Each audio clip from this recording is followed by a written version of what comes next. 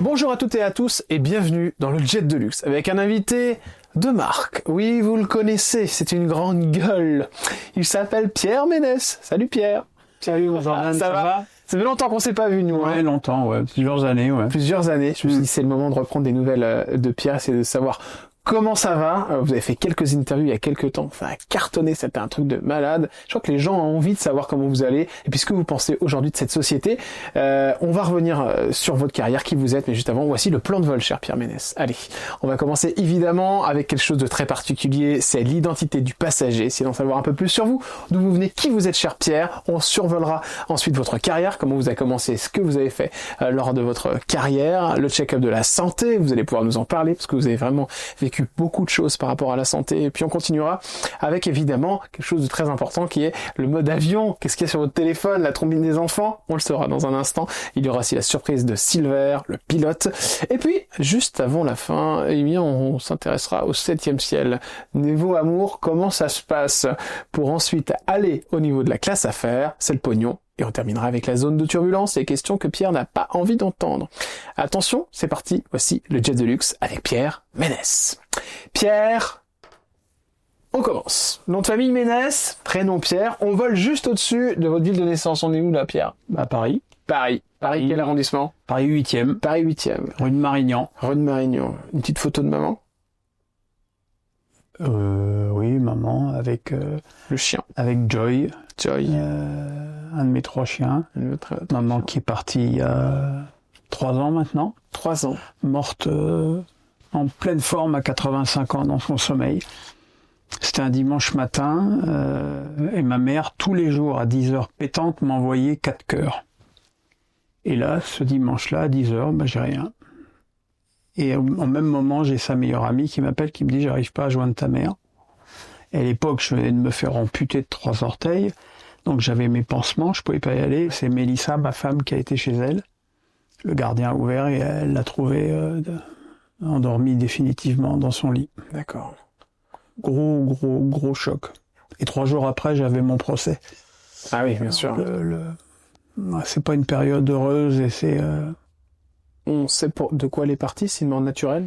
Alors mon ami médecin Pam dit qu'elle serait morte d'un infarctus inférieur, parce que la veille elle avait des nausées. En général chez les personnes âgées c'est signe d'infarctus inférieur.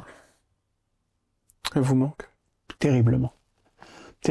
Et c'est curieux, c'est que j'aurais pas pensé dire ça, parce que j'ai eu quand même dans ma vie des rapports parfois conflictuels avec elle, parce que ma mère était un fort caractère. Les chats font pas des chiens. Ouais. Et mais elle a été extraordinaire quand j'ai été malade. Elle était à mon chevet tous les jours.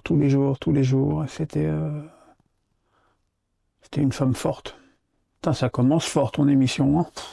Ah ouais, parce que je commence toujours avec les parents et là c'est la seule photo de votre maman que j'avais et c'est une photo qui est finalement assez récente.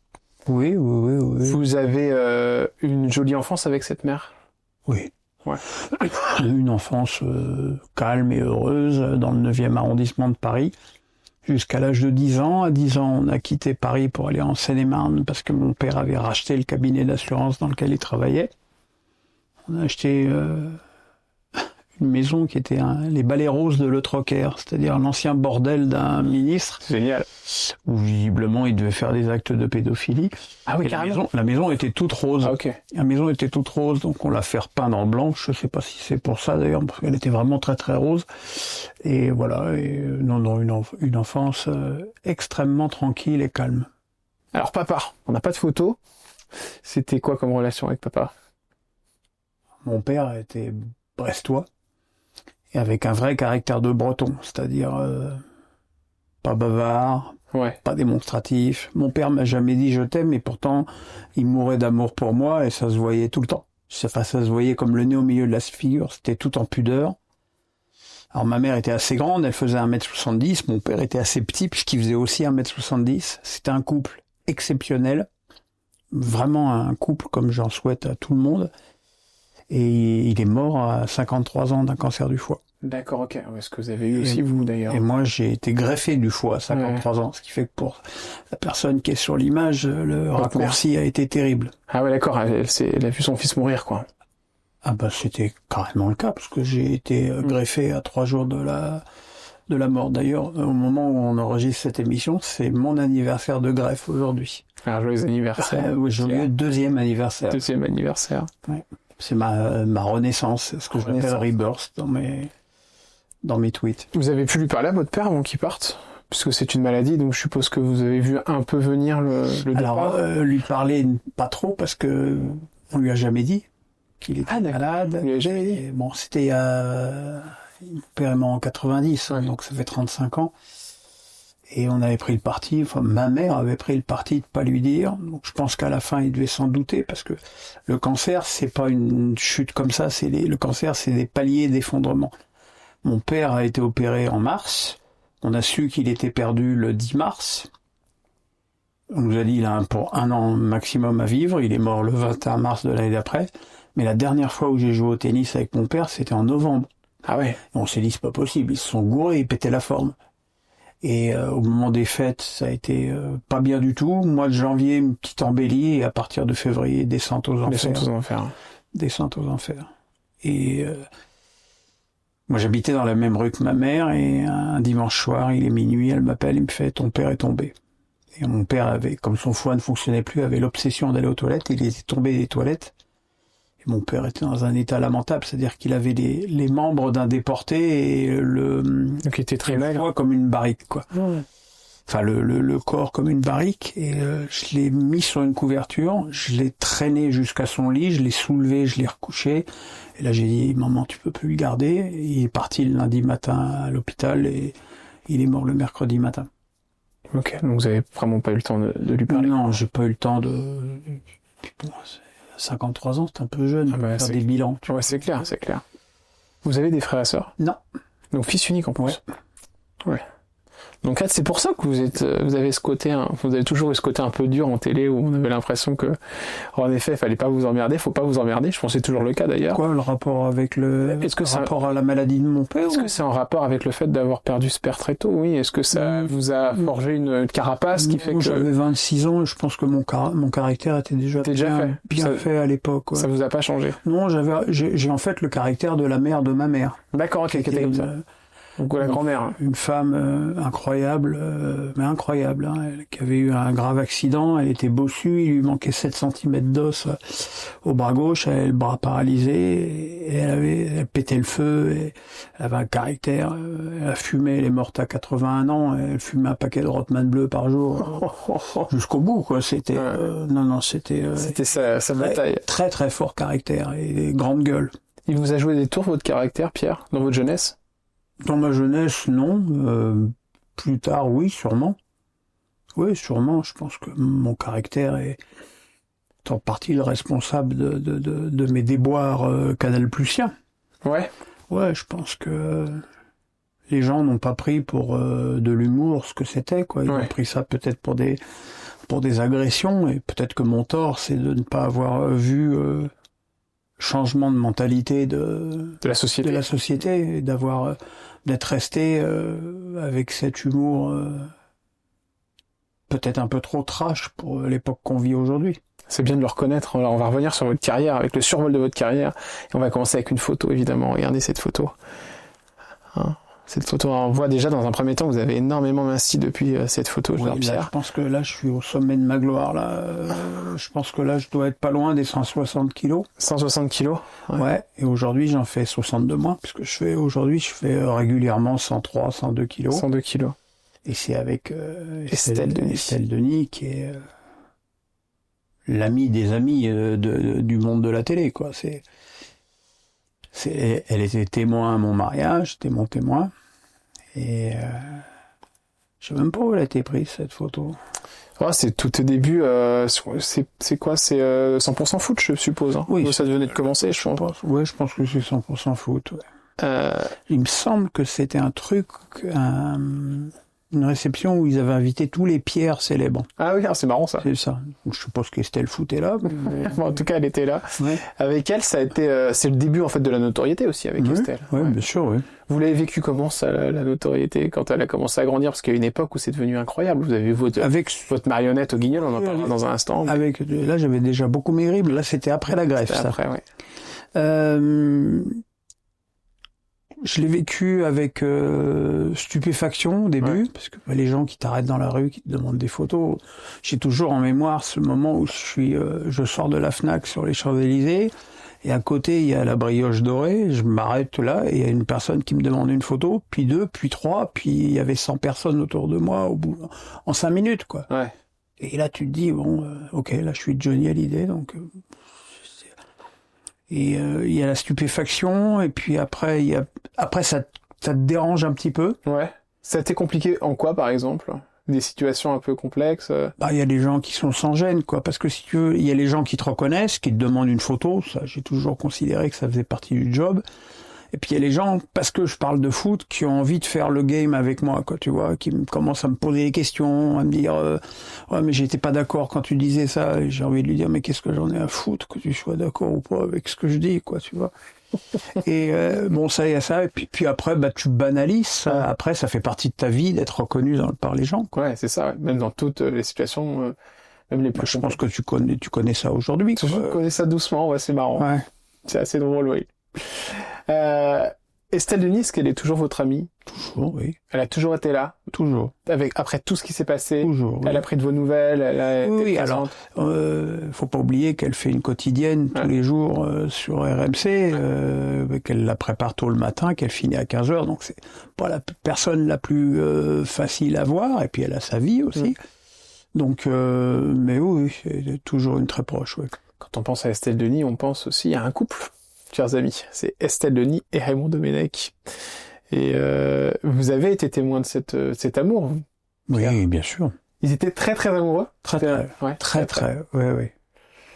Vous l'avez su quand ça a commencé? Enfin, que ça allait se terminer? Non. Elle vous a rien dit? Non. Elle est assez secrète sur sa vie sentimentale. Oui, et puis en fait, je les ai invités à la maison une fois, ils sont venus tous les deux, et ils étaient plus ensemble et je ne le savais pas. Ah d'accord. Ouais. D'accord, vous avez rien dit? Non. D'accord. Ouais, c'était resté...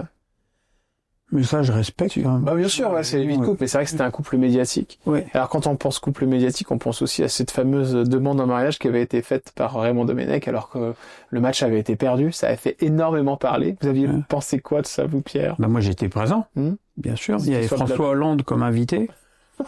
Et quand il fait sa demande en mariage, je me tourne vers François Hollande, je me dis, putain, c'est pas à vous que ça arriverait, ça, hein. Je l'avais déjà accueilli en disant, finalement, on vous invite que les soirs de défaite. J'étais très en forme ce soir-là. Et ce qui est incroyable, c'est que le lendemain, déflagration médiatique. Et Paris Match m'a appelé, m'a proposé du pognon pour que je raconte la soirée. Ah ouais, carrément. Je pourrais pas te dire, je te connais, tu vas me demander combien et je me souviens plus. Mais genre plus de 10 000 euros? Non, je crois pas. Ouais, dans ces eaux-là. C'est déjà très beau. C'est énorme. C'est déjà énorme pour raconter raconter ce que les gens ont vu à l'antenne. Non, mais ils voulaient savoir comment Estelle avait réagi derrière et tout. C'est ça, c'est le hors antenne en fait. Et ça, moi, c'est hors de question que je trahisse une amie pour de l'argent, quoi. D'accord. En tout cas, ce qu'on peut dire, c'est que ça lui avait pas énormément plu, quoi. C'est moins qu'on puisse dire. Elle a pas adoré, non, ça, elle a pas adoré. Mais d'ailleurs, elles se sont jamais mariées. Oui. Il y a eu une petite, certainement une petite explication en rentrant à la maison. J'imagine. Ouais. On enchaîne avec une photo. C'est la photo d'un ami. Bon là, vous l'embrassez. Ce qui prouve qu'il n'y a pas que les femmes que j'embrasse sur la bouche. C'est pour ça que j'ai pris cette photo. Et c'est Dominique Grimaud, qui est le membre du trio fondateur de 100% Foot sur M6 avec Estelle. Et il est très drôle. Je l'appelle Minos parce que pour ceux qui ont vu le film Peur sur la ville avec Belmondo, il ressemble beaucoup au psychopathe tueur de Minos. Et aujourd'hui, il partage sa vie entre Paris et Marrakech. Et, vous le voyez plus trop? Moi, j'habite à La Baule, lui, il habite à Marrakech. C'est pas facile, mais on s'appelle de temps en temps. Ouais. Il est plus du tout dans la télé, lui? Non, plus trop. Ouais. Il a déserté un peu le terrain médiatique. Bah, quand tu es à Marrakech, c'est pas pareil, c'est loin des studios. Peut-être Télé Marrakech. Bah, il fait peut-être de la télé au Maroc, j'en sais rien. Autre photo, alors c'est une photo que je trouve intéressante parce que là, il y a vraiment tout le monde. Mmh. Il y a Pierre, il y a Dominique, Thierry Roland. il y a Estelle, et puis le roi des rois, Thierry Roland, Mmh. qui vous étiez proche aussi, si je me trompe pas. Moins sur la fin, parce qu'il commençait à prendre ombrage de ma notoriété. Ouais, il était un peu jaloux. Ouais, je pense, ouais. Parce que lui, forcément, prenait du recul, et moi, j'étais en train de monter, et ça lui posait visiblement un problème. Mais avant, on a eu effectivement un moment de très bon rapport. Il m'appelait quand il regardait les matchs d'Arsenal, parce que je suivais Arsenal, les matchs de Tony Parker et tout. Moi, j'ai une anecdote incroyable avec Thierry. On fait 100% foot. On est sur le plateau et là, il y a un blanc. Et on entend... Et c'était évident pour tous que c'était Thierry. Hein. Et on le regarde tous avec... commence à avoir le fou rire. Et lui, là, il se fait « Ah, mais c'est pas moi. C'est pas moi. » il était incroyable. Et puis, quand on était à Berlin pour la finale de la Coupe du Monde, on tournait des petits sketchs la journée. Et là, il nous fait « Ah, mais moi, à 14h, je suis pas là. Il y a Maurice Mo qui est en finale de Wimbledon. Mais vous ne comptez pas sur moi, je ne suis plus là. » C'est un personnage. Un personnage. Qui est parti, lui, du jour au lendemain, d'un coup, comme ça. Ouais. Je sais plus ce qu'il a eu, mais c'était très rapide. Ouais. On enchaîne avec une émission. Marc-Olivier Fogiel. Alors, j'ai vu que vous avez tenu une chronique avec lui. Alors, je sais plus ce que c'était. C'est un mauvais souvenir pour vous, oui, Pierre. Très. Ouais. Très, parce qu'en fait, il m'avait invité pour faire le sniper, parce que c'était Fabrice Eboué qui le faisait régulièrement. Il y avait Carly aussi à cette époque-là. Non, c'était une autre émission. Et Fabrice devait pas pouvoir être là pendant quelques semaines, parce que peut-être qu'il devait faire un tournage, donc il m'avait appelé pour faire ça. Ça lui avait bien plu, et avec le producteur, il m'avait proposé de faire une chronique. J'étais pas très chaud parce que je suis pas très j'aime pas trop écrire et réciter mon truc. Moi, je suis plus dans l'impro, et ça a été un cauchemar. Un cauchemar, oui, parce que quand on te met des bâtons dans les roues et qu'on t'empêche de faire correctement ton travail, c'est pas bien, quoi, tu vois. Et j'ai décidé d'arrêter parce que un jour, l'invité, c'était Bruno Solo, et j'étais très copain avec Bruno. Et j'avais l'idée parce qu'à l'époque, il jouait une pièce de Feydeau, de monter une fausse bagarre entre lui et moi. Et lui dire, t'es gentil avec Feydeau, mais il faudrait peut-être faire quelque chose d'un peu plus nouveau, parce que Feydeau, on en a tous ras-le-bol. Et il devait me dire, mais pour qui tu te prends? Puis ça devait monter dans les tours, et puis ça a été refusé par Fogiel. Il y a déjà suffisamment de tension sur le plateau. J'ai dit, allez, vas-y. J'ai dit, je vais arrêter parce que je vais t'emplâtrer. Donc, carrément? Oui. Marc-Olivier Fogiel? Oui. Il vous a répondu quoi? Il m'a rien répondu. Marc-Olivier Fogiel, il est épais comme un coucou. Donc, non. Et donc vous avez arrêté? Pas un bon souvenir. D'accord, pas un bon souvenir. Allez, on continue avec évidemment une émission qui vous a fait exploser en notoriété. C'est cette émission.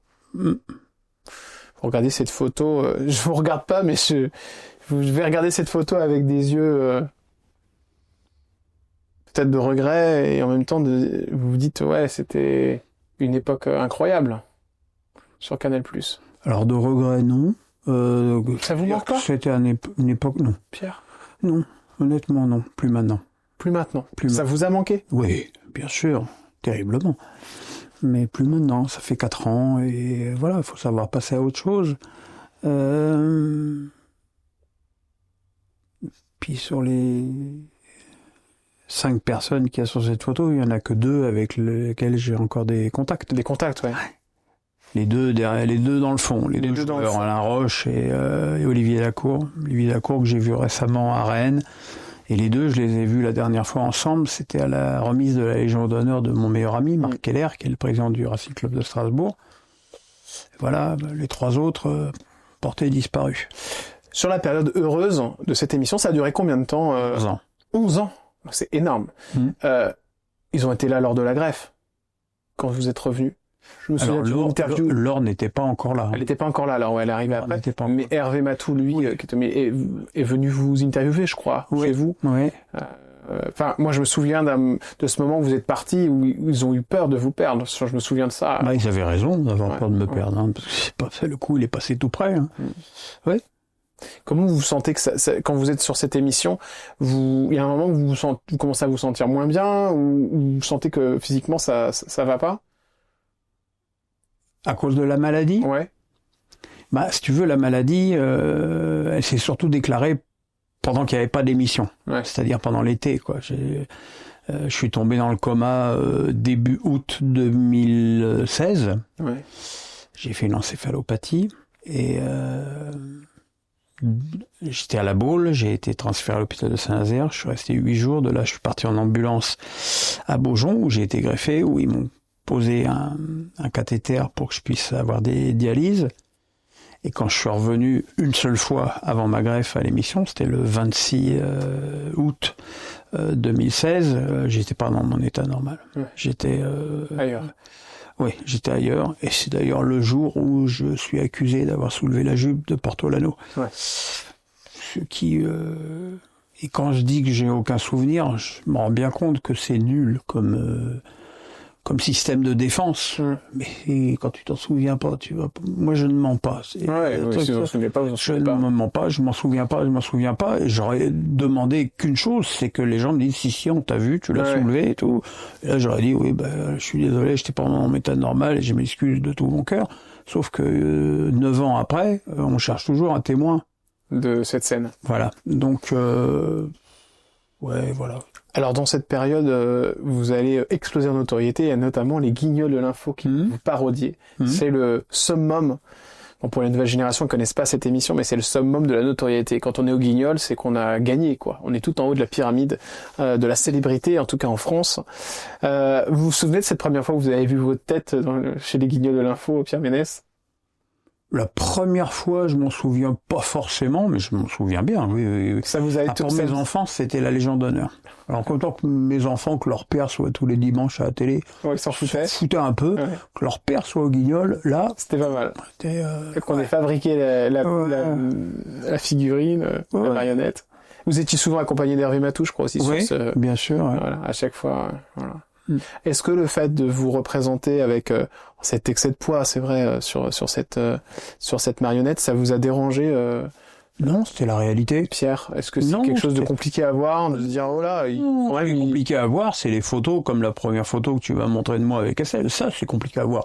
Ça, c'est une marionnette. Ouais, c'est une caricature. Ouais, caricature. Il me faisait encore plus beauf que je ne le suis. Donc non, je veux dire, non, ça me pose aucun problème. Le côté beauf, Canal+ vous a demandé un peu de vous calmer à un moment ou pas? Pas du tout. Jamais. C'est ça en fait qui a créé votre notoriété. Jamais. Mais le côté beauf, moi je veux bien le côté beauf. Mais c'est vous qui dites. Oui, mais t'es toujours le beauf de quelqu'un.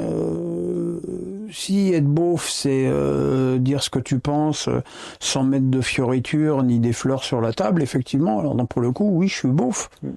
Il y a effectivement certaines personnes à cette époque-là à qui j'ai fait de l'humour et qui ont pris ça pour de l'humour de beauf, alors que c'était juste de l'humour trash. Il y a des personnes avec qui ça s'est mal passé, qui ont mal pris ce que vous avez dit, Pierre Ménès? Alors,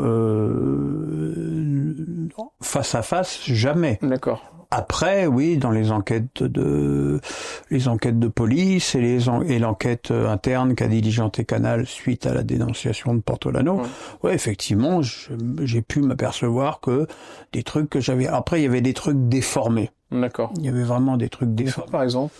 Comme une séance photo où on était en plein Covid et tous les gens avaient des masques. Et j'avais dit, devant des maquilleuses, j'ai dit, mon fils travaille chez Vuitton. Mon fils travaillait chez Vuitton à l'époque. J'ai dit, extraordinaire, avec le masque, toutes les filles sont bonnes. Ah ouais. Et il y a une qui a cru obligée de rajouter à baiser derrière. Ah oui, c'est devenu bonne à baiser. Ah oui. C'est pas dans mon vocabulaire bonne à baiser. Donc, voilà, ouais, tu vois, il y a des choses comme ça. Rajouté. Ah, et puis, de toute façon, à cette époque-là, mais ce qu'il y a d'extraordinaire, c'est que toutes les personnes qui m'ont accusé faussement, j'ai toujours la parade. Ouais. Il y a une actrice, je me rappelle plus de son nom, Sophia quelque chose là qui. Aram. Non. Saïdi. Oui, peut-être, oui. Celle qui a fait les Working Girls, là. Oh, ça doit être ça. Qui m'a accusé de l'avoir traité de bougnoule ou de salope ou un truc comme ça, alors qu'en fait je lui avais juste proposé un rôle dans un film que j'étais en train d'écrire, qui était à l'époque pour Matt Pokora. Je lui avais envoyé le scénario par mail, elle m'avait répondu par mail. Et le rôle c'est une sale bougnoule, j'aurais dit, alors que c'était pas du tout le cas, quoi. Il était pas du tout question de trucs comme ça. Donc tu veux, quand t'es à terre, les gens aiment beaucoup venir te piétiner et voilà, et danser sur le cadavre. Et évidemment, quand t'es accusé, chaque accusation de plus, tout le monde te croit, quoi. C'est ça, très facile. Et après, là aussi, je peux comprendre que le mec qui dit systématiquement, alors que les accusations elles viennent de partout, je suis désolé, j'ai rien fait. Au bout d'un moment, les gens disent t'as rien fait, mais enfin il y a tellement d'accusations. Des choses, Tu vois, quand l'hôtesse du Parc des Princes m'accuse de lui avoir touché le sein presque un an après l'histoire Porto-Lano, là évidemment, c'est procès, jugement, condamnation et tout le bordel, alors que il a été démontré pendant le procès que c'était un mensonge éhonté. On enchaîne avec une photo. C'est la photo d'un animateur et il s'appelle Bruce Toussaint. Vous avez bossé avec lui aussi? Oh oui, Rayon, tu me rappelles, une émission qui s'appelait Tout le monde il est beau, tout le monde il est gentil, qui était le dimanche, et c'était pas terrible. C'était pas... Sur Canal. Ouais, il y avait des gros moyens, mais c'était mal branlé. C'est une émission qui hésitait entre les sketchs tournés et le plateau, et l'émission elle était assez courte, et en fait il y avait trop des deux. D'accord. Et c'était une émission qui était mal équilibrée, mais Bruce est un mec absolument charmant. Il est beau, il est gentil, Bruce? Alors beau, je sais pas, c'est plutôt à toi de le dire. Merci. Gentil, oui, très gentil. Très gentil, très professionnel, très... petit côté humour british que j'aime beaucoup. Ouais. On va parler d'une autre personnalité maintenant. Vous connaissez très bien, parce que vous avez été sur le même groupe évidemment. C'est Mister Cyril Hanouna. Voilà, c'est sur une émission, en l'occurrence c'était TPMP. Alors là, la photo, c'est quand je suis... c'est le lendemain de l'accusation de Porto-Lano. Ouais. Vous allez sur le groupe. Oui, c'est Canal qui m'a demandé d'y aller. Moi, je voulais pas y aller. Hein. Moi, j'étais dans la sidération. Je ne savais même pas encore la date supposée du soulevage de jupe. Donc, j'étais totalement dans le flou, quoi. Ouais. J'étais encore un peu dans la sidération. Vous avez quel rapport avec Cyril Hanouna? Alors aujourd'hui, plus, hein, parce que bon, il a changé 42 fois de numéro depuis. Il change souvent, oui. Tu vois, quand je dis du bien de lui, on me dit ah bah ouais, forcément, tu cherches du boulot. Et non, je cherche pas de boulot. Mais moi, je n'ai pas l'image de Cyril que les gens peuvent avoir. C'est-à-dire le côté trublion, le côté même les reproches qu'on peut lui faire, trop politisé, trop ci, trop ça. Moi, je vois un mec qui a un grand cœur, parce que tu sais, quand il invite des gens et qu'il offre des cadeaux à la famille, il se trouve qu'il a fait ça une fois avec une amie à moi de Reims. Ouais. Et qui avait 2 enfants et qui était seul avec ses 2 enfants. Et je peux te dire que les cadeaux que Cyril lui a offerts lui ont changé la vie. À ce point-là? Ouais. Et c'est de quel ordre? C'est du... je saurais plus te dire. Il y avait peut-être des vacances. Carrément. De l'électroménager. Ah oui, mais c'est des cadeaux, là. C'est carrément... Ah oui, il y en avait pour au moins 20 000 à l'époque. 20 000 Ah ouais. Et c'était comme ça, sans... Enfin... il faisait ça à l'époque de TPMP. Des fois, il sortait une famille vraiment qui était dans la merde pour le... Et donc un jour, c'est tombé sur quelqu'un que je connaissais qui était hôtesse au club de foot de Reims lorsque j'y travaillais. Et voilà, moi les mecs qui arrivent comme ça à changer la vie d'un claquement de doigts ou qu'ils ont le pouvoir de trouver des sponsors et tout, moi je trouve ça formidable. Et je trouve que bien sûr qu'il y a des outrances avec Cyril, mais il faut aussi à un moment donné constater, hein, il faisait 2 millions tous les soirs à TPMP, là les 2 millions il les a fait la semaine dernière, et puis ça commence, bon il a des chroniqueurs formidables aussi, mais enfin voilà, c'est un mec qui compte dans le PAF, même si ça fait chier beaucoup de monde, c'est un mec ça fait chier dans le monde qui compte dans le PAF. Ça fait chier énormément de monde, ouais. il a tous les défauts hein, pour l'intelligentsia française. Il est juif, il est de droite. Ça fait beaucoup pour les gens. Hein, faut encaisser tout ça. Ouais. Mais non, moi je l'aime beaucoup. Je l'aime beaucoup. Là, vous me dites que vous l'aimez. Quand vous le dites aux gens qui sont dans le milieu, on vous le reproche? Dans le milieu, non. Non. Dans le milieu, non. Dans la vie, oui, il y a beaucoup de gens qui me disent je dis il fait 1,7 million tous les soirs et ça se le respecte.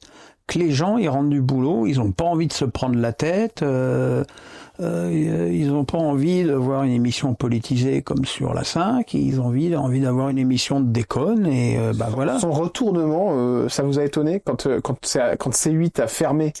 Alors vous aviez déjà eu ces histoires et vous étiez mis entre guillemets au vert, mais tout ce qui s'est passé, on vous a jamais vraiment entendu là-dessus finalement. Quand ça s'est arrêté C8 et que lui a rebasculé sur W9, est-ce que ça vous a étonné? Est-ce que vous avez été Alors rien ne m'étonne de la part de Cyril parce que je sais à quel point il a un pouvoir de... C'est un phénix, hein. Il renaît toujours de ses cendres. Mais moi, là où j'avais été bluffé, c'est quand C8 s'arrête et que le lundi, il est en direct sur YouTube et il fait immédiatement 1 million. On se rend pas compte de la prouesse, quoi. Et non, ça m'a pas étonné qu'il rebondisse sur le W9 parce que une chaîne, c'est quand même des chaînes commerciales par le service public et que quand t'as Hanouna en ton équipe, t'es sûr de faire du business. Quoi. Ouais, c'est ça. C'était un contrat gagnant pour c'est un gagnant-gagnant pour tout le monde, quoi. Parce que l'émission finalement. Est-ce qu'il a été là pour vous, Cyril, quand il y a eu tous ces moments difficiles que vous avez vécu, que vous avez eu des nouvelles? Il m'a invité le lendemain de l'affaire Portolano, donc ça c'était autre chose, mais il m'a invité 1 an après quand j'étais plus rien. Ouais. Ça j'oublierai pas. Les gens dans ce milieu qui m'ont pas tourné le dos et qui en plus m'ont tendu la main, j'oublierai pas. Mais il dit quelque chose d'assez juste, je crois, Cyril Hanouna, il dit moi les amis, qu'importe ce qui leur arrive, je suis toujours là, et surtout quand il y a du monde qui les défonce, quoi, en fait. Quand il y a beaucoup de gens qui sont contre quelqu'un, il adore justement être là et dire, voilà, moi je suis là. Et... Ouais, c'est son côté Robin des Bois. Ouais, c'est possible. Si vous aviez un truc à lui dire, vous lui diriez quoi, Cyril Hanouna, Pierre? J'ai pas envie de dire trop de trucs parce que les gens vont penser encore que... Non, c'est juste que vous avez envie de dire. Je fais une offre d'emploi, je lui dirais que j'admire sa carrière, j'admire sa réussite. Et j'admire surtout ce que les gens ne disent pas, c'est sa puissance de travail. Parce qu'il fait pratiquement 6 heures d'antenne par jour entre la radio et la télé. Il faut avoir une patate, plus le paddle. Et il boit pas d'alcool. Ah non, il boit pas. Il boit pas. Il fait que du sport. Ah oui, ça c'est un truc qu'on m'a dit beaucoup. Forcément, Hanouna, il se drogue. Je dis, mais non, il y a des gens, c'est des natures. Bah oui, non, lui, il est vraiment comme ça. Je dis, tu peux pas te mettre de la coke dans le pif tous les jours et jouer au paddle tous les jours. Il y a un moment pour faire un choix, quoi. Mais après, vu les performances qu'il fait, je comprends, moi, que les gens puissent se poser des questions parce que c'est tellement surhumain que on se dit, il y a un truc, quoi. C'est ça qu'il faut comprendre, c'est surhumain. Bah oui. Sans faire encore une fois au jure à un de ses meilleurs chroniqueurs, l'émission elle est quand même à 90% sur ses épaules. Ah bah c'est clair. Ouais. Donc c'est clair. L'équipe elle peut changer si les gens viennent le voir lui. Alors justement parlons-en de l'équipe parce que il y a à l'intérieur de cette équipe une personnalité qui est en couple avec une autre personnalité du sport que vous devez très bien connaître, s'appelle Daniel Riolo qui est en couple avec Géraldine Maillet. Alors déjà, est-ce que Géraldine vous l'aimez bien dans l'émission ou au contraire est-ce que elle vous dérange? Je voulais avoir votre avis sur cette chroniqueuse. Je suis quand même globalement très souvent d'accord avec ce qu'elle dit. Elle n'a pas été tendre avec moi au début de l'affaire. Ouais. Elle l'a été beaucoup plus quand je suis revenu 1 an après, où j'avais été... Non, c'est même pas quand j'ai même pas quand ils avaient invité mon avocat suite au verdict de mon procès. Et là, elle avait été beaucoup plus... clémente. Pas clémente, mais elle avait un petit peu changé la vie, quoi, tu vois. Daniel, j'avais beaucoup de mal à le supporter et puis à un moment donné le jeu de foot FIFA, il faut toujours que je fasse ça quand je dis de foot FIFA, viens me voir, elle me dit on a une idée, tu tournes des vidéos avec Daniel Riolo. Le coup bas. Puis ils m'ont annoncé le tarif juste derrière, j'ai dit je vais tourner avec Riolo. C'était combien? Je sais plus, ça devait être dans les 30 000. Waouh. Ah ouais. 30 000 euros. Et beaucoup d'argent. Ça donne envie d'aller jouer au joystick, hein. Et on... Un peu comme deux chiens d'une race différente, on s'est un peu reniflé le cul au début, quoi. Sans y voir quoi que ce soit. Ah, bien évidemment. Ouais. Et on s'est bien entendu pour une raison, à mon avis, très simple, c'est que on aime le foot tous les deux. Ouais. Mais on aime vraiment le foot. Et je crois que vous êtes les deux plus fortes têtes du foot, en fait, oui, avec les deux plus gros avis. Mais ça, les fortes têtes, les avis, c'est une chose. Moi, je parle de compétences. Ouais. Et c'est presque ce que je regrette parfois avec Daniel, qui peut être des fois très, voire trop agressif. Mais du coup, ça dilue la qualité de ses opinions sur le foot, qui sont globalement remarquables. C'est intéressant comme vision des choses. Ouais. Non, il est très très bon en foot. Il est infiniment meilleur que la plupart des gens avec qui il débat, d'ailleurs. Ah ouais, c'est vrai? Ah oui. Pour vous, les autres autour, c'est pas du même niveau. C'est pas du niveau de Daniel. C'est le meilleur pour vous. Ah oui. Clairement. Gilles Verdez. Vous avez quel avis sur Gilles? Alors Gilles, on a travaillé ensemble. On a été d'abord en concurrence sur le Paris Saint-Germain. Lui, il était au Parisien, moi j'étais à l'équipe. Puis il a quitté le Parisien pour rejoindre l'équipe et travailler sur le Paris Saint-Germain avec moi. Donc je le connais très très bien. À l'époque, il y avait pas du tout cette couleur politique qui est la sienne aujourd'hui. Plutôt de gauche, on va pas se mentir. Voire d'extrême gauche. Je me suis toujours bien entendu avec lui. Et il a toujours été bienveillant à mon égard. Je pense plus en souvenir de l'ancien temps que par rapport à ce qui m'était reproché. Vous connaissez le couple? Vous avez déjà rencontré Fatou et Gilles? Jamais. Jamais. Vous n'avez jamais été... Ok. Le 21 mars 2021, à l'occasion de la diffusion de Canal+, d'un documentaire, évidemment, Pierre, vous êtes accusé d'agression sexuelle sur 2 journalistes, dont Marie Portolano. Et le 12 juillet 2021, vous quittez le groupe Canal+, à la suite de ces accusations d'agression sexuelle. Aujourd'hui, Pierre, qu'est-ce qui... Elle est belle sur cette photo. Ouais, elle est belle sur cette photo, c'est vrai. Je sais pas si j'ai le droit de dire ça. Si, vous pouvez dire quand même qu'elle est jolie. Enfin, je pense quand même. Elle est même radieuse. Est-ce que... c'est bien. Non, mais... Parce que vous avez dit que vous avez ruiné votre vie. J'ai vu ça dans une interview de Sacha Elbaz, je crois. Ouais. Bah, c'est la vérité. C'est la vérité. J'ai tout perdu.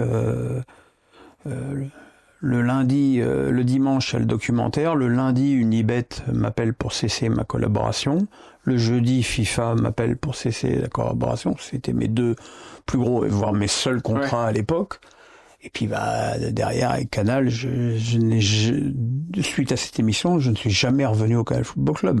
Donc oui, dans les faits, elle a niqué ma carrière. Oui. Vous avez eu l'occasion de lui reparler? Jamais. Vous auriez aimé lui reparler? Oui. Vous lui auriez dit quoi, Pierre? Je lui aurais dit que le jour où je suis supposé lui avoir soulevé sa jupe, j'étais pas dans mon état normal. J'étais pas dans mon état normal, puisque c'est la dernière émission que j'ai faite en étant en capacité d'être sur le plateau, puisqu'après j'ai disparu pendant 7 mois pour me faire greffer. Ma femme était là ce jour-là. C'est-à-dire que c'est quand même assez curieux de soulever la jupe de sa collègue le seul jour où ta femme est là. Parce que bon, elle aurait pu me faire un scandale sur le champ, quoi, tu vois, et mettre mon couple en péril. Et comme je dis depuis le début, et je changerai jamais d'avis parce que la vérité, je ne me souviens de rien. Mais je me souviens pas de lui avoir soulevé. Je me souviens pas que c'était Antoine Griezmann, l'invité de l'émission. Je me souviens pas de pas être resté jusqu'au bout. Je me souviens pas que ma femme m'ait ramené en voiture. Je ne me souviens de rien. Mais bon, si t'avais retrouvé une photo de moi à ce jour de l'émission, ça se voit que je suis pas au mieux quand même. Mais pas au mieux, ouais. Donc voilà, quoi, je veux dire, je pense qu'à partir du moment où elle a su que c'était ce jour-là, moi, à sa place, j'aurais mis un peu la pédale douce. Effectivement, il était peut-être pas au cas où, encore une fois. Mais bon, encore une fois, 9 ans après, on cherche toujours un témoin de ça. Vous avez pu parler au groupe Canal+, quand tout s'est arrêté comme ça? Non. J'ai toujours des rapports assez cordiaux avec le patron. L'autre jour, quand Canal a obtenu de nouveau les droits de la Coupe d'Europe jusqu'au 2031, j'ai envoyé un message de félicitations à Maxime Saada qui m'a répondu dans les 5 minutes. Ouais. Ça veut dire qu'ils vous ont toujours quand même dans le cœur, ils vous ont pas blacklisté. Je pense. je pense. D'ailleurs, c'est une question que je vais vous poser. Est-ce que vous êtes blacklisté de la télé aujourd'hui, Pierre Ménès? Bah oui. Dans les faits, oui. Heureusement que t'es là. Moi, j'aime bien inviter les gens. Enfin, encore une fois, je vous invite parce que on se connaît. Et puis, il est vrai, et je vais totalement être honnête avec vous, que je vous ai pas invité pendant ces 3 ans, alors que je vous invitais tous les ans, parce qu'en effet, je travaille pour le groupe Canal+, et je pense qu'il était complexe de vous inviter, alors qu'en effet, vous étiez... Alors que moi, j'ai jamais rien dit, et je dirais jamais rien de négatif sur Canal+. Parce que j'oublie pas comment ils ont été avec moi lorsque j'étais malade. Comment ils ont été avec moi quand je suis revenu. Donc voilà. Tu sais, moi, quand on me fait du bien, j'oublie pas. Vous n'oubliez pas. Une autre photo, évidemment, on y pense parce que vous êtes tellement affilié à cette photo qui va arriver, c'est Hervé Matou, que j'ai reçu d'ailleurs en émission. On n'a pas parlé de vous lors de l'émission, qui s'appelait Chez Jordan. Vous aviez une amitié profonde pour lui tout de même? Non. Non. C'était juste... Non. Moi, les amis, c'est les gens que je fréquente en dehors du travail. Okay. Alors, comme je disais souvent, en même temps, j'ai pas beaucoup d'amis que je vois une fois par semaine pendant 5 heures d'affilée. Oui, c'est ça. Voilà. Télé, donc, nous, on se voyait tous les dimanches. Donc, on n'éprouvait pas. On enregistrait FIFA ensemble. Donc, on n'éprouvait pas le besoin de se fréquenter en plus de ça. Mais voilà. Vous avez plus de nouvelles, vous, du jour au lendemain? Du jour au lendemain. Dès que l'histoire Portolano est sortie, il m'a envoyé un SMS pour me dire qu'il s'en lavait les mains. Et effectivement, depuis 4 ans, il s'en lave les mains. Ça veut dire s'en laver les mains? C'est-à-dire qu'il vous a envoyé un message en vous disant, écoute Pierre, moi, ce ne sont pas mes histoires. Oui, en gros, c'est ça, ouais. Vous lui en voulez? Vous lui en avez voulu? Voilà.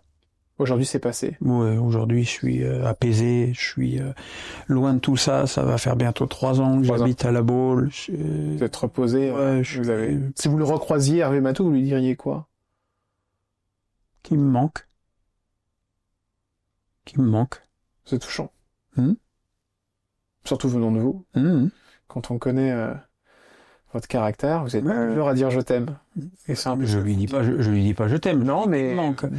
Qui vous manque. Oui, il me manque. Enfin, l'émission me manque, le plateau me manque, le public me manque. Je vais dire un truc que je devrais pas dire, mais les hôtesses me manquent.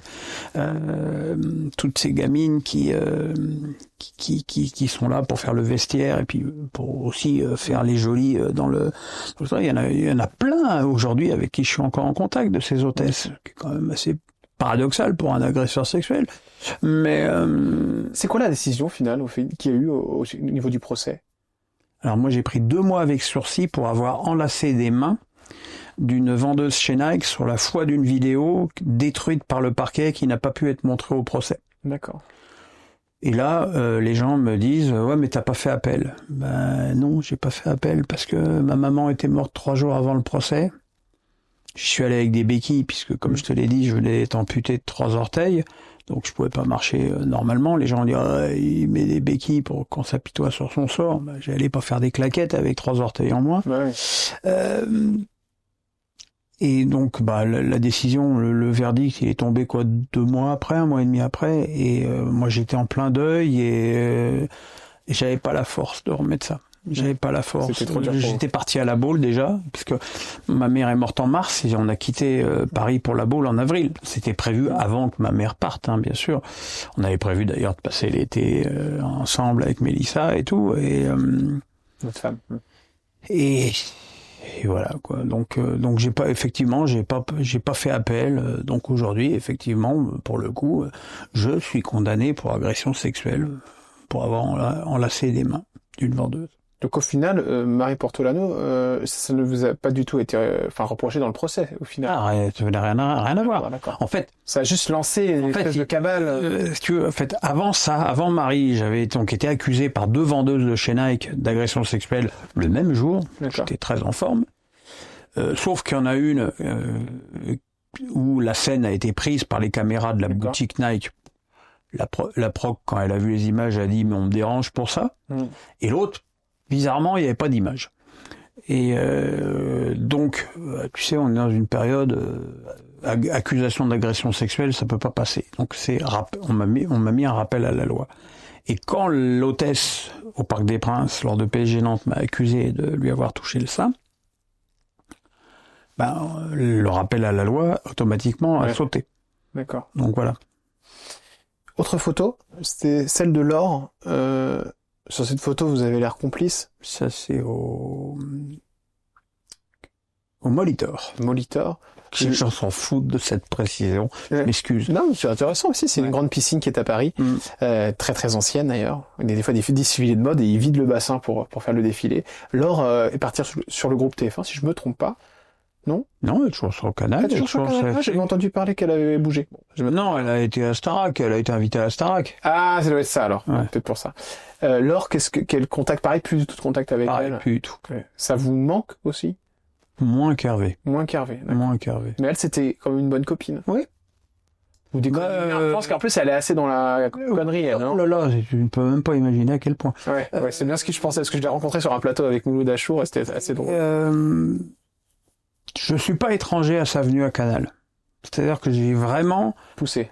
Moi, j'ai chaudement recommandé 3 personnes dans ma carrière à la télé: Christophe Dugarry, à M6, Olivier Dacour à Canal et Laure. Donc les 3 fois, je suis plutôt pas trompé. Mais ouais, aujourd'hui, j'ai pas de nouvelles. Non. On enchaîne avec une personnalité de la télé avec qui vous avez fait une photo sur votre Instagram. À Marseille, au Salon du Livre. C'est Stéphane Plaza. Ouais.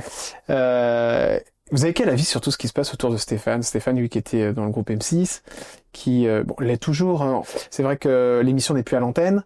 Il y a eu l'histoire des agences qui ont été enlevées, qui ont changé de nom, qui sont appelées 18e Avenue. Alors, il a encore beaucoup d'agences, hein, Stéphane Plaza.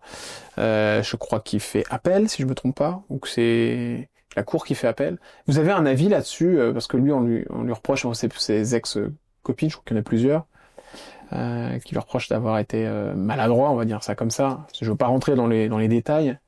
Écoute, moi, ce que je sais, c'est que lui avait porté plainte contre ses filles avant qu'elles ne portent plainte. Ouais. Il avait porté plainte pour harcèlement. Moi, c'est quelqu'un que j'aime beaucoup, qui me fait beaucoup rire, dont la maladresse n'est pas une légende. Hein. Ouais. Il est dans la pièce, t'entends un verre qui tombe par terre, tu te retournes pas, tu sais que c'est Stéphane. C'est lui qui a fait tomber. Ouais. On avait passé une soirée assez mémorable d'ailleurs ce soir-là à Marseille. Et tu sais, il n'y a pas une...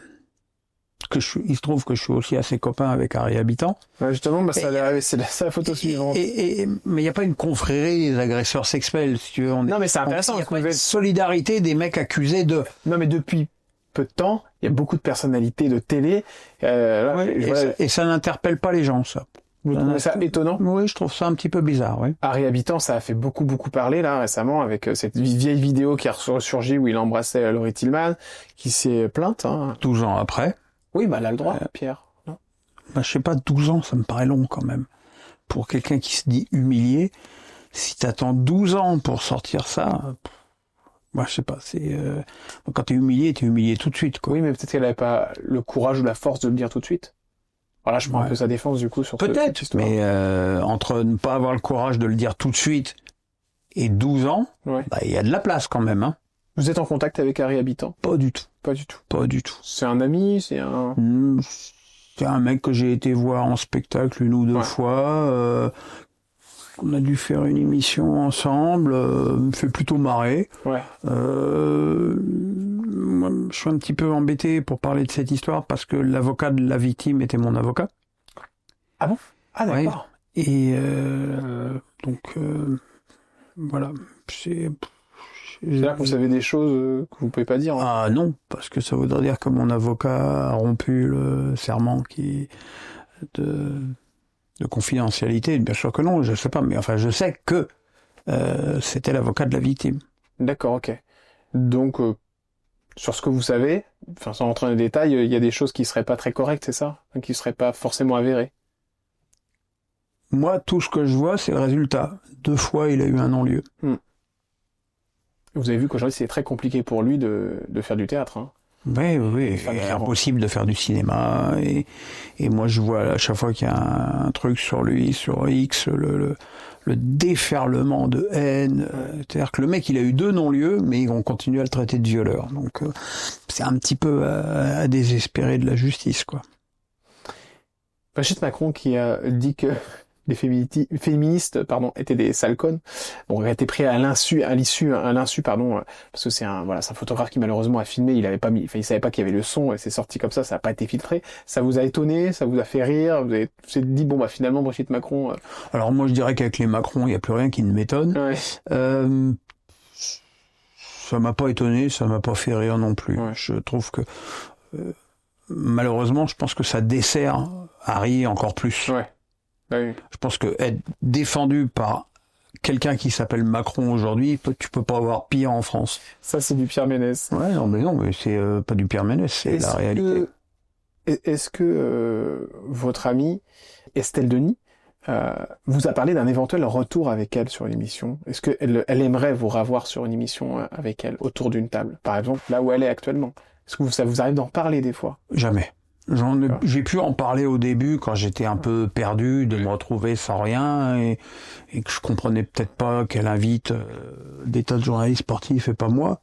Après, vous répondez quoi, Estelle? Je pense que c'est surtout pas elle qui décide et que en haut lieu à RMC on veut pas de moi. Ce qui m'étonne parce que le grand chef de RMC est un ancien ami à moi et c'était comme un frère. Et aujourd'hui, pareil, il a perdu. Aujourd'hui, c'est quoi qui bloque pour que vous retourniez en télé, Pierre Ménès? C'est votre image ou c'est cette condamnation? Ou c'est les deux, selon vous? Je n'ai pas du tout d'idée. Je pense qu'il y a beaucoup de chaînes qui n'ont pas le courage de me relancer et qui ont peur des représailles. Pas des représailles, mais des messages véhéments sur les réseaux sociaux. Je pense que c'est ça, quoi. Est-ce que vous pensez que vous allez refaire de la télé un jour, non. Pierre? Non. Pour vous, c'est... Pour moi, c'est mort. Pour moi, c'est mort. J'ai 62 ans, bientôt... Justement, vous êtes pas vieux. Moi, bientôt 63, tu sais. Ça va, vous n'avez pas 80. Si j'étais à France 2, il y a longtemps que je serais à la poubelle, hein. Non, et puis, tu vois, j'ai fait une interview, j'ai fait Les Incorruptibles avec Éric Morillo il y a peu, et visiblement, j'ai donné l'impression d'être demandeur d'un retour beaucoup, et en fait, c'est pas le cas. Moi, je demande rien. J'ai jamais fait la moindre démarche pour revenir. J'ai jamais demandé à Cyril de me refaire revenir. J'ai jamais demandé j'ai jamais fait offre d'emploi à quiconque. J'ai jamais fait le tapin dans ma carrière, c'est pas aujourd'hui que ça va commencer. Alors justement, je vais parler de la santé. 62 ans. C'est vrai que depuis tout à l'heure, je vous écoute, je vous sens, est-ce que je me trompe dans une espèce de nostalgie de tout ça, tout ce que vous avez vécu? Je me trompe? Il y a de quoi être nostalgique, hein. Quand on a vécu j'étais à mon niveau. À mon niveau, j'étais au sommet, hein, Canal. Moi, je pense que j'étais le chroniqueur. Là, voilà, là, c'est l'époque 160 kilos, ça. Vous êtes heureux à ce moment-là? Oui, sûrement. Pierre? Oui, sûrement, oui. La notoriété qui vous tombe dessus? Oui, elle était bien tombée déjà, parce que là, si tu veux, même avec M6, 100% foot, ça faut oublier qu'on on avait fait une Coupe du Monde en quotidienne, on avait fait un Euro en quotidien, donc la notoriété, elle était déjà très très haute. C'est d'ailleurs pour ça que Canal est venu me chercher. Oui, nostalgique, oui, forcément. J'étais le numéro 1 de l'émission de foot numéro 1. Vous avez été soutenu par les gens? Dans la rue, ils vous disent quoi quand ils vous croisent aujourd'hui? Alors, ça va peut-être t'étonner, jamais dans la rue, quelqu'un m'a insulté, m'a traité de violeur ou d'agresseur sexuel. Jamais. Peut-être un manque de couilles, mais j'ai toujours dans l'idée que les gens qui me traitent de violeur, d'enfant et de pédophile sur les réseaux, quand ils me croisent dans la rue, ils me demandent une photo comme les autres, quoi. Ouais. Et ils vous disent quoi dans la rue, les gens, quand ils vous croisent aujourd'hui? Que je leur manque, essentiellement. Et qu'ils aimeraient que je revienne. Et que... C'est réciproque?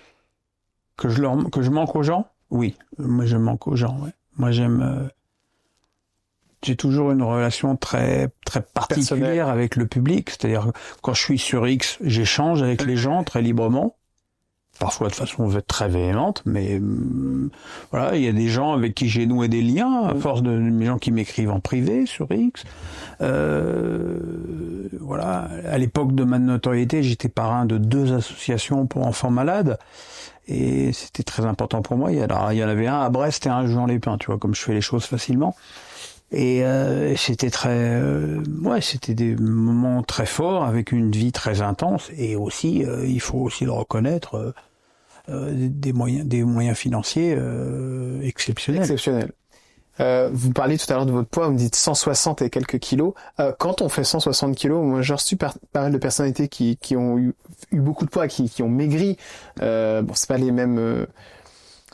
les mêmes numéros, mais par exemple Laurence Boccolini m'a expliqué qu'elle avait perdu énormément de poids, et elle m'expliquait à quel point c'était compliqué de vivre en fait tout simplement avec un surplus pondéral.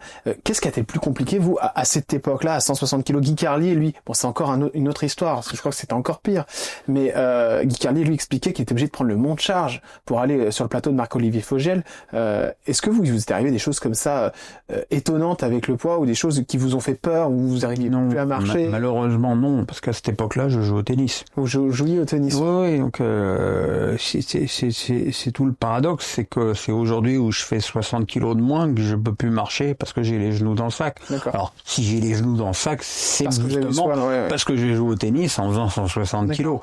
Mais non, j'avais pas conscience de l'horreur que j'étais. C'est une souffrance pour moi de voir cette image. C'est une souffrance pour vous? Ah oui. On va l'enlever alors. Je me trouve mais dégueulasse. Alors moi, il y a un truc, je pense que je te l'ai déjà dit, je suis un gros qui n'aime pas les gros. Je trouve ça laid, les gros. Comment vous êtes monté à ce poids? Est-ce que c'est parce que vous déconniez au niveau de la bouffe, ou c'est juste physique? C'est-à-dire Non, je déconnais au niveau de la bouffe. Je mangeais beaucoup trop au repas. Vous mangiez quoi alors? C'était quoi, 2 repas? Non, c'est-à-dire que si j'allais dans un restaurant italien, je mangeais une pizza, des pâtes et un dessert.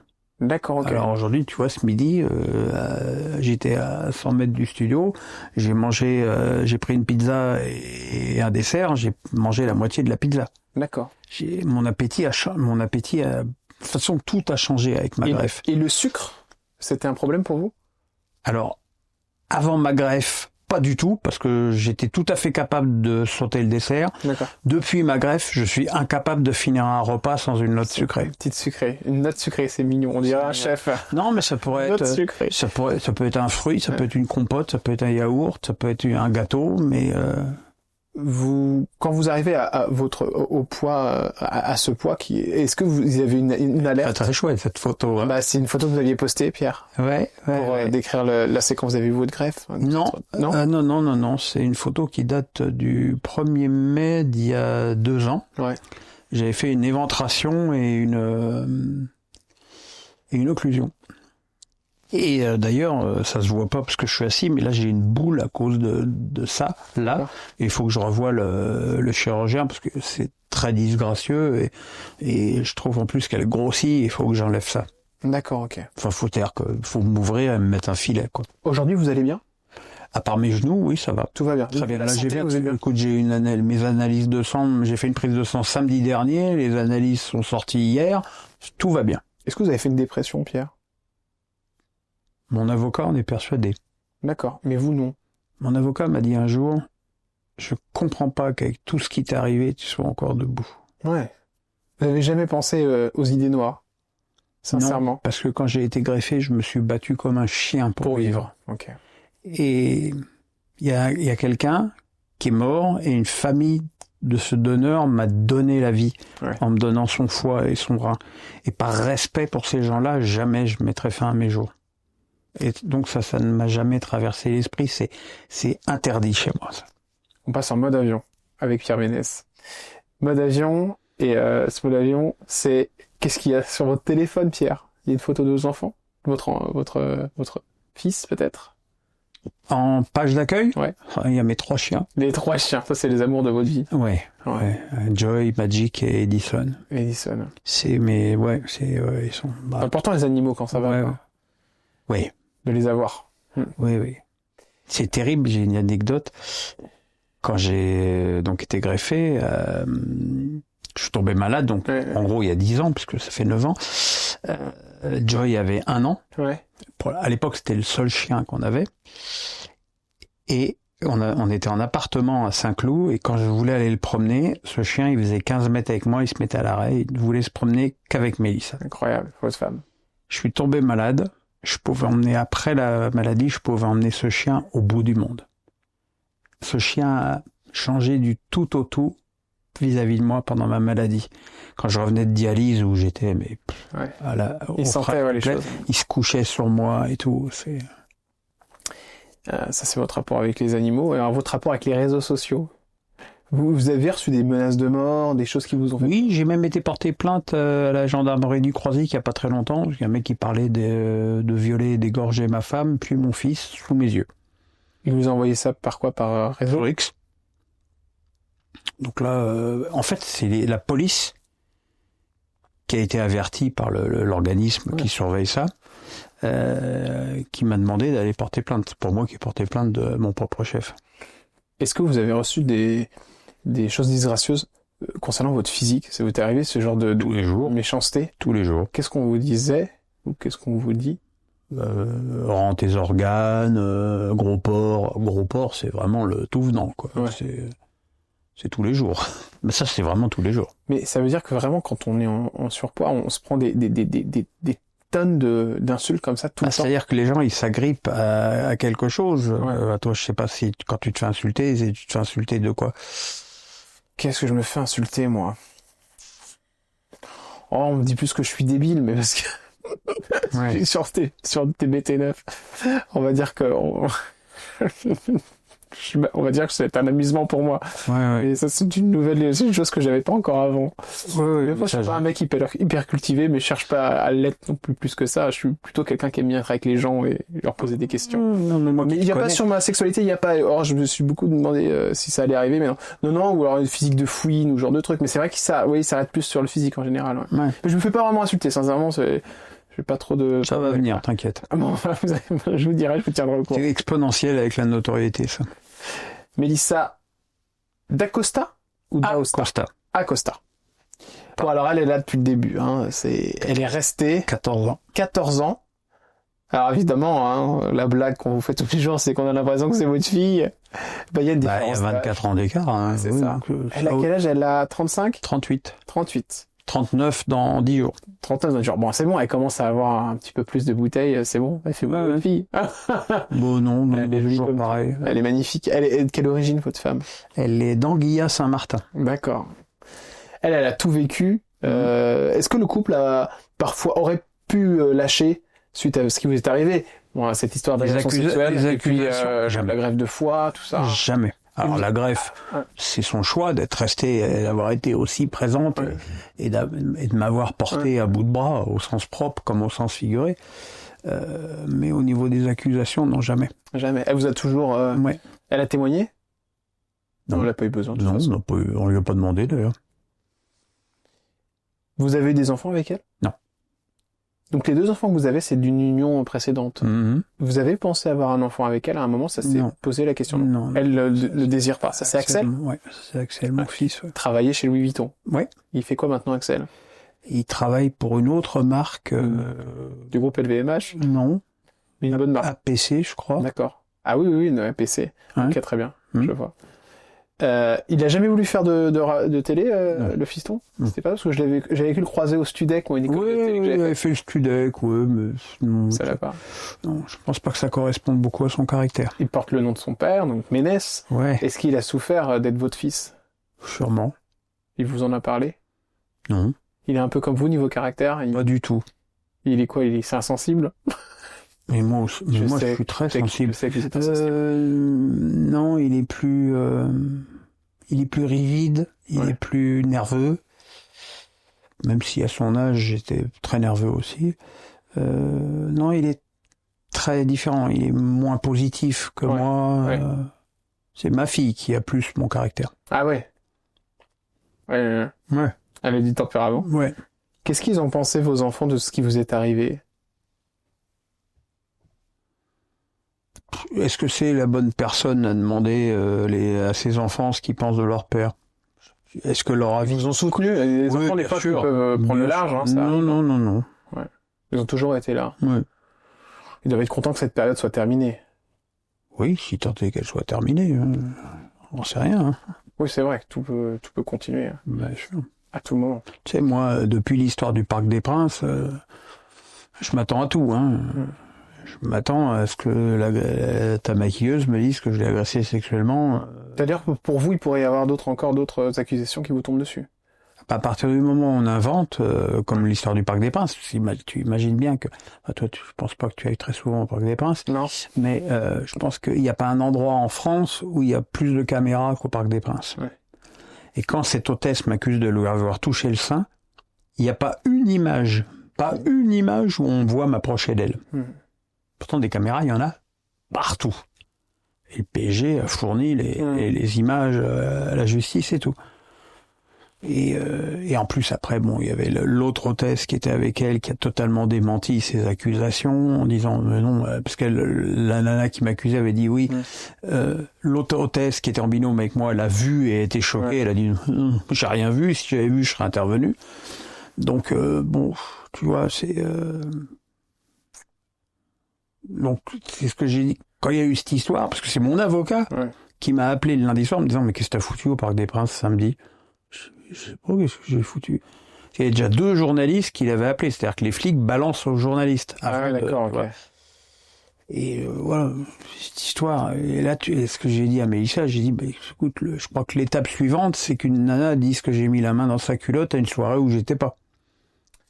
On passe tout de suite en classe affaires avec Pierre Ménès. Allez. C'est quoi le domaine de Jordan Deluxe? Oui, c'est mon domaine, j'aime bien. Voilà. Chacun son petit truc. Vous, c'est le foot, moi, c'est le pognon. La plus grosse folie que vous avez fait avec l'argent, Pierre, c'est quoi? Je me suis acheté une Porsche. Ah, sympa. C'est quoi? C'est 100 000 euros? Un peu plus? Alors, il y a une dizaine d'années, donc je pourrais plus te dire exactement le prix que c'était, mais ça devait être moins que ça à l'époque. Unibet, c'était un très gros contrat? Très gros contrat, oui. Genre le million? Ah non. La moitié du million? Ah non, c'était 100 000 euros par an. Ah ouais. Quand même. Ah, c'est beau quand même. Voilà, ouais, d'accord. 100 000 euros par mois, mais pendant combien de temps? 5 ans. Ah ouais, bah ça fait un demi-million. Oui, bah, ça fait pas 1 million. Hein. Oui, mais ça fait un demi-million. Ouais. On vous a déjà volé de l'argent, Pierre? On m'a cambriolé 2 fois. 2 fois? Ouais. Ils sont repartis avec quoi? Des bijoux, des montres. Des belles montres, les Rolex, ce genre de choses? Une Rolex, oui, qu'on m'avait offerte d'ailleurs. Ouais. Moi, je suis pas très Rolex. Mais j'avais des belles montres et ma femme des bijoux. D'accord, ok. Ils sont rentrés, vous étiez là? Alors, la première fois, c'était un dimanche après-midi. Exceptionnellement, ma femme était à Paris et puis moi, j'étais à l'émission. Ouais. Et l'alarme n'a pas fonctionné. Et la deuxième fois, c'était le 1er janvier à 6h du matin. Alors que je venais de partir de la maison. Ouais. J'allais commenter un match en Angleterre. Et peut-être un quart d'heure, 20 minutes après que j'ai quitté la maison, l'alarme se déclenche. Ça, c'est un truc de fou. Ils sont rentrés et ils ont pris le pognon, quoi. Est-ce qu'il y a une personne qui vous a déjà prêté de l'argent? Non. Jamais? Non. Déjà. Est-ce que vous en avez prêté, vous? Oui. Une personnalité? Oh non. Non, des amis, des proches. Ouais. L'argent vous a fait tourner la tête à un moment, Pierre? Non. Non, parce que j'ai le bonheur de n'avoir jamais manqué de rien. Ouais. D'avoir toujours vécu dans une aisance plus que correcte. Donc non, ça m'a pas tourné la tête. Ça m'a peut-être tourné la tête au moment où j'ai acheté la Porsche. Parce que au moment où j'ai acheté la Porsche, j'avais pas le physique que j'avais aujourd'hui. J'étais beaucoup plus gros. C'était pas forcément. C'est pour ça que je l'ai pas gardé. D'ailleurs, j'étais pas hyper confort dedans. Ouais, la bagnole en soi est un miracle. La bagnole en soi est un miracle. Hein. Le bruit, l'accélération, c'est juste. Ouais. Rien que d'y penser, j'en salive. Parce qu'aujourd'hui, j'aimerais beaucoup me racheter une Porsche. Maintenant que je fais 60 kilos de moins. Et aujourd'hui, financièrement, vous allez comment, Pierre? Alors, au moment où on se parle, mes revenus en ce moment, c'est 0. Vous avez plus rien du tout, là, Pierre? Là, en ce moment, jusqu'au mois d'avril, je touche 0. Vous n'avez... Parce que j'ai été au chômage pendant 3 ans, que mon chômage s'est arrêté en septembre. C'était combien, votre chômage? C'était 5005. 5005 au chômage? Ouais, donc vous aviez un salaire incroyable. J'avais 8000, hein. Ouais. Et vous étiez à 8000 sur Canal. Ouais. Et là aujourd'hui, j'ai plus rien. La caisse d'invalidité a décrété le jour de mon anniversaire de mes 62 ans que j'étais à la retraite, donc a cessé de me verser ma pension d'invalidité. D'accord. Alors que je suis en retraite qu'au mois d'avril. Oui. Donc normalement, je devrais la toucher jusqu'au mois d'avril. Donc on essaye de négocier avec eux, mais bon, c'est pas facile de récupérer Là, le aujourd'hui, pognon. Pierre Ménès, vous avez 0 là. Oui, jusqu'au mois d'avril, j'ai 0. Et vous faites comment pour Je vis sur mes économies. Ouais, vous avez. Et quand même, j'ai quand même mis un peu de côté pendant toutes ces années. Ah oui, vous n'êtes pas non plus trop dépensier donc. Je l'étais terriblement, mais là en ce moment, je fais attention, oui, parce que Bonjour, bonjour. C'est jamais- tu vas Bonjour, jamais- monsieur Jordan. Bonjour, monsieur Ménès. il va jamais s'en débarrasser. Lui. Mais à chaque fois je l'embête, mais je suis content de l'avoir avec moi. Il joue le pilote, le genre du porno. Ouais. Oui, vous avez vu, hein. Mais on est en zone de turbulence, mais ça va. Vous devriez tenir le coup. Normalement, nous serons bientôt de retour à Paris. Ah, dans quelques ça nous a minutes. tombé bien. Formidable. Voilà, avec un bel atterrissage. Vous êtes content de voir Pierre? Mais oui, mais il est génial. Non, mais il est incroyable. Hein. Il vous a parlé de son opération. Non, mais moi, il était en cockpit tout à l'heure. Il m'a fait une révélation, j'en revenais pas. Qu'est-ce qu'il vous a Vous dit? savez que je suis diabétique. Oui. Eh bien, monsieur Ménès m'a expliqué que sa greffe lui avait permis de ne plus être diabétique. Ah oui, c'est Je vrai me que c'est trompe incroyable pas. ça. Ouais, c'est vrai. Mais ouais. c'est génial. Ouais, il l'a Plus dit de tout à l'heure. diabète et plus d'hypertension. Plus rien. Il a une vie d'un jeune de 20 ans. Ça, Avec c'est des, ça. genoux, avec des genoux d'un mec de 90. Oui, mais ça serait pas. Ça, vous Ouais, inquiétez Moi pas. déjà, oui, commencez par vous greffer un cerveau. Vous savez que c'est le seul moment où je peux me venger parce que comme je me fais taquiner tous les soirs par Cyril Hanouna, moi je me venge sur Sylvain. Ah oui, Bon, bah, tout à l'heure Merci pour pilote. l'atterrissage. À tout de suite. À tout de suite. Bon allez, vous voulez entendre cette question, cher Pierre, quand on s'appelle Pierre Ménès, on touche combien de retraite aujourd'hui? eh bien, je ne suis pas capable de te répondre à cette question Ah ouais parce que j'ai embauché un cabinet. D'accord. Parce que ma carrière est quand même un vaste bordel. Il y en a eu Si tu veux, partout, ouais. il y a eu- non, bah, d'abord, parce qu'il y a eu toute la période où j'étais en CDI, à l'équipe, Ouais. puis à Canal après mon opération, parce que Canal a insisté pour me passer en CDI après mon opération pour que je sois mieux protégé au niveau C'est bien ça. de la sécu. Mais il y a donc toute la partie d'avant où j'étais en facture, les livres que j'ai écrits, les films dans lesquels j'ai tourné, les contrats publicitaires. Donc par exemple, si tu veux, dans la collecte de cet organisme, il me manquait 4 trimestres. D'accord. C'est ok. énorme, 4 Bah oui, c'est trimestres. énorme. Ouais. Et ça y est, là, je crois qu'ils ont été intégrés à ma retraite, mais là, actuellement, je suis incapable de te Vous répondre. avez aucune idée de combien vous allez Aucune. toucher? Aucune. Même 2000 ou Combien 3000, 4000? Je pense plus que ça, quand même. Dans les 5000 euros Ouais, je pense, ouais. de retraite. 5000 bruts, ouais. Alors justement, mais le plus gros salaire que vous avez eu, Pierre, c'était combien dans toute votre carrière? Vous êtes monté à combien? Salaire? Ouais. Ah bah, Canal. Canal, 8000 euros par mois. Ouais. Plus le contrat d'image. Contrat d'image qui était 160 000, je pense. 160 000 euros par an. 130 ou 160 000, ouais. Waouh, c'est pas mal. Alors après, il faut relever l'URSSAF, Bien les sûr, impôts, les machins. Non, parce que si tu balances ça aux gens, ils te disent putain, il se met plein dans la fouille. Mais enfin bon, je suis comme tout le monde. Hein, l'État taxe fort. Hein. Quelle personnalité du monde du football ne vous a jamais lâché? Toujours été derrière vous, à continuer à Marc Keller, Marc qui est Keller. le président du Racing Club de Strasbourg et qui est le frère que je n'ai jamais eu depuis 35 ans. D'accord. Toujours été là. Toujours, Tous les jours. Tout le temps. tous les jours. Et pourtant, on habite à 1000 km l'un de l'autre. Hein, donc, Qu'est-ce que vous aimeriez faire comme message, si vous pouviez passer un message à tous les gens à qui vous manquez, Pierre? Si vous deviez vous adresser là à cette caméra, tous les gens qui regardent cette émission, vous leur diriez quoi? les gens à qui je manque, ils peuvent me retrouver presque tous les jours sur ma chaîne YouTube, Pierrot le Foot. Puis pour ceux à qui je manque à la télé, je suis désolé, mais j'y peux rien. J'y peux rien. J'ai pas de pouvoir et je sais même pas ce que j'aurais envie de faire à la télé. Ouais, si demain vous le proposez. Ouais. Voilà. Mais vous savez que ça vous manque en tout cas. Le public en tout cas. Le public me manque, ouais. Le contact avec le public me manque. C'est vrai que j'aimerais bien refaire une émission en public parce que j'aimais bien moi être avec les gens, Et le machin. foot notamment. Rester, oui, plutôt, oui. Tu vois, rester avec les gens. Moi, j'aimais bien à la fin du CFC rester avec les gens, faire Parler avec eux, ouais. parler un peu avec eux, tu vois. On est dans les nuages, cher Pierre. Avant d'atterrir, j'aimerais vous poser cette question. Est-ce qu'il y a une personne qui est partie que vous aimeriez, que vous aimeriez, retrouver maintenant dans les nuages, et vous lui diriez quoi? On terminera avec ça. Et il y a la mère de mes enfants, qui est décédée il y a 2 mois. Donc j'ai été séparé maintenant depuis de longues années, mais ça m'a vraiment fait un gros choc. Elle est partie après 7 ans de combat contre le cancer. Elle avait 64 ans, parce qu'elle avait 2 ans de plus que moi, et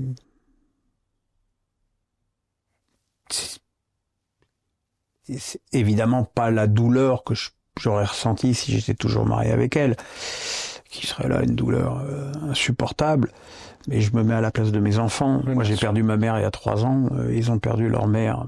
Moi ma mère, elle est partie très soudainement, très subitement, mais elle avait quand même 85 ans. Comme dirait l'autre, elle avait fait le plus gros. Je parle pas de moi. Là, leur mère, elle est partie à 64 ans, quoi. C'est très très Et ça fait flipper, quoi, parce que moi j'ai 62 ans, j'ai une peur monstrueuse de la mort. Et voilà, quoi. Et j'espère que je lui ai pas fait trop de mal, parce que c'est moi qui l'ai quitté. Et c'est ça, voilà. C'est la personne à qui vous pensez aujourd'hui. Ouais. Merci beaucoup Pierre d'être venu vous livrer. Merci mon Jordan. C'est toujours un plaisir de vous recevoir et puis de parler avec vous. Ouais. Essayez d'être le plus sincère possible et puis. Je pense que j'ai été pas mal dans la sincérité. Et là, je pense que vous avez été pas mal du tout. Allez, on atterrit tranquillement, puis on vous ramène. Maintenant, vous habitez où, Pierre? J'habite à 12 km de La Baule. À côté de La Baule, tranquille au soleil, Pierre. Pierrot au soleil. Au soleil, pas trop en ce moment, mais tranquille, oui. En été, ça va être sympa, quoi. En été, c'est super. Vous faites un bisou à votre femme de ma part? Ce sera fait. Avec plaisir. On décolle. On a atterri, pardon. Je vous embrasse et on se retrouve très vite avec un nouveau Jet de luxe. Prenez soin de vous, chers amis. Ciao.